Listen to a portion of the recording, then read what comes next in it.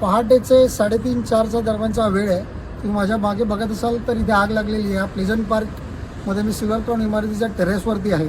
त्या बाजूला इकडे पूर्णपणे आग लागलेली आहे. आणि सांगण्याचं तात्पर्य असं की प्रशासन किती ढिम्म आहे, ते प्रशासन किती गेंड्याच्या कातडीचं असू शकतं त्याचं उदाहरण हे आहे की तुमच्या आमच्या जीवाची यांना काहीच पर्वा नाही.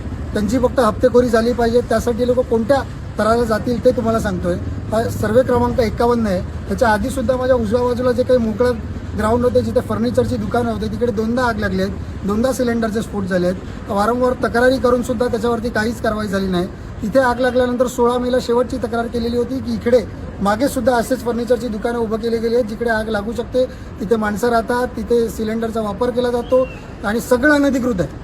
आणि याच्यावरती वारंवार तक्रारी करून सुद्धा प्रशासन मात्र ढिम्म आहे. आयुक्तांच्या कार्यालयाला सुद्धा ईमेल गेला होता. त्यांनी अतिरिक्त आयुक्त जे काय पाटपट्टे साहेब आहेत त्यांना पाठवलं होतं. त्यांनी पण याच्यावरती कारवाई केली नाही. थोडक्यात तुम्हाला आम्हाला संपूर्णपणे वाऱ्यावर सोडलेलं आहे. मात्र तुम्हाला मी या व्हिडिओच्या माध्यमातून प्रशासनाला निक्षून सांगतो की याच्यानंतर हा सर्वे क्रमांक 51 याच्यावरती एकही अनधिकृत बांधकाम झालं जोरदार आंदोलन होईल, ज्याचा संवाद नाकी नऊ प्रशासनाला येईल.